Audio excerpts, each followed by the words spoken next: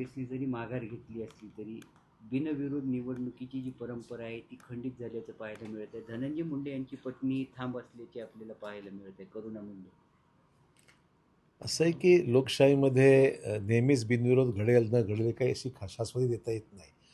स्थानिक परिस्थितीप्रमाणे लोकांनी अर्ज भरले असतील, ठीक आहे, त्याचा खरं म्हणजे आक्षेप घ्यायचं काही कारण नाही, निवडणूक आहे शेवटी.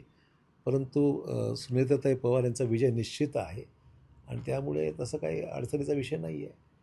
सुप्रिया सुळे असं म्हणत आहेत की वहिनीने जर फोन लावला तर मी त्यांच्या नक्की प्रचाराला जाईल. हा त्यांचा अंतर्गत विषय आहे. त्यांनी कोणाला बोलवावं न बोलवावं, की कोणी जावं न जावं, हा विषय त्यांचा अंतर्गत विषय असल्यामुळे आणि त्यांचे पक्ष वेगळेच आहेत ना. शेवटी सुप्रिया सुळे पवारसाहेबांच्या राष्ट्रवादी काँग्रेसमध्ये आहे आणि तो पक्ष हा एन डी एचा घटक नाही आहे. एन डी एच्या विरोध म्हणजे एन डी एचा भाग आहे तो. एन डी एचा भाग सुप्रिया सुळे ज्या पक्षात आहेत तो काही एन डी एचा घटक नाही आहे. सुप्रिया सुळे ह्या इंडिया ब्लॉकच्या जो पक्ष आहे त्या पक्षाच्या सदस्य आहेत. काँग्रेस, उबाटा आणि पवारसाहेबांची जी पक्ष आहे आणि काँग्रेस हे सर्व एकत्र आहेत.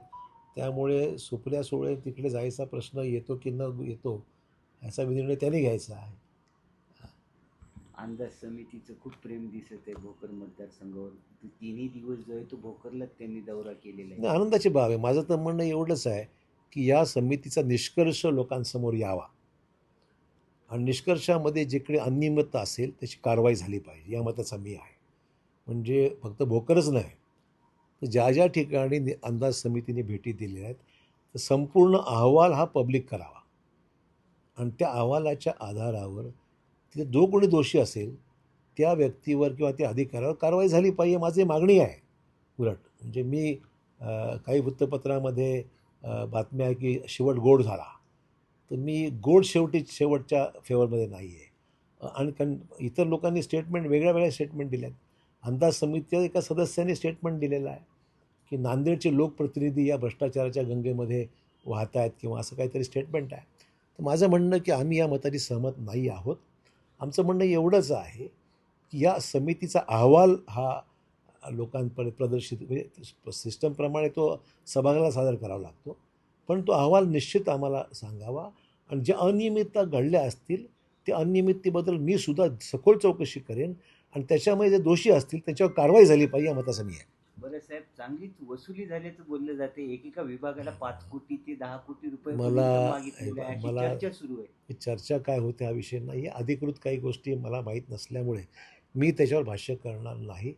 पण तुम्ही जे म्हणता असं जर खरं असेल तर ते गंभीर आहे आणि म्हणून माझं म्हणणं असं आहे की या विषयाचा सोक्षमोक्ष लागला पाहिजे. ज्या पद्धतीने किंवा ज्या गोष्टी चर्चा खुलेआम माध्यम करत आहे, मीडिया करत आहे, मीडियाचं काही ठिकाणी होत आहे, तर ती सत्यता काय ती समोर आली पाहिजे लोकांसमोर आणि ज्या अनियमित ज्या गोष्टी असतील किंवा जिथे भ्रष्टाचार असेल त्यात शोधून कारवाई झाली पाहिजे या मताचा मी आहे.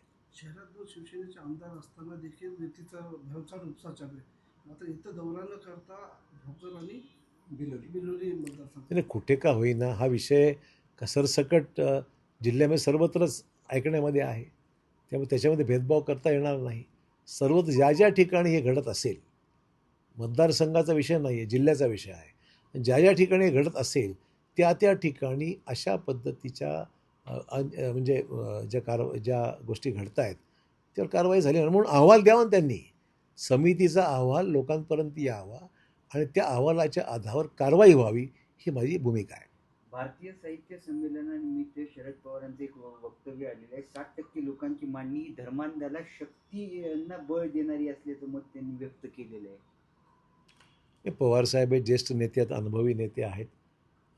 त्यांच्याकडे कदाचित त्यांच्या अभ्यासातून त्यांना हा विषय पण म्हणून तो सुशिक्षित वर्ग जो आहे, जो एज्युकेटेड क्लास आहे, तो राजकीय निर्णय घेत असताना मला वाटतं की देशाचा विकास, देशाचं नेतृत्व या गोष्टी डोळ्यासमोर ठेवून तो राजकीय निर्णय घेतो असं माझं मत आहे. बरं साहेब, नांदेडच्या गुन्हेगारी पार्श्वभूमीवर काही चर्चा वगैरे केली आहे का फडणवीस? नाही, आम्ही त्यांना बोललोच आहे ना. आमचं तर मत आम्ही व्यक्त केलं, जाहीरपणे व्यक्त केलेलं आहे की गुन्हेगारीवर आळा बसला पाहिजे गुन्हेगारांना कुठल्या राजश्रय मिळता कामा नये आणि गुन्हेगारावर कारवाई झाली पाहिजे अशी आमची जाहीर मागणी आहे. त्यामध्ये काही वेगळं सांगायची गरज नाही. जी भूमिका आहे ती स्पष्टच आहे.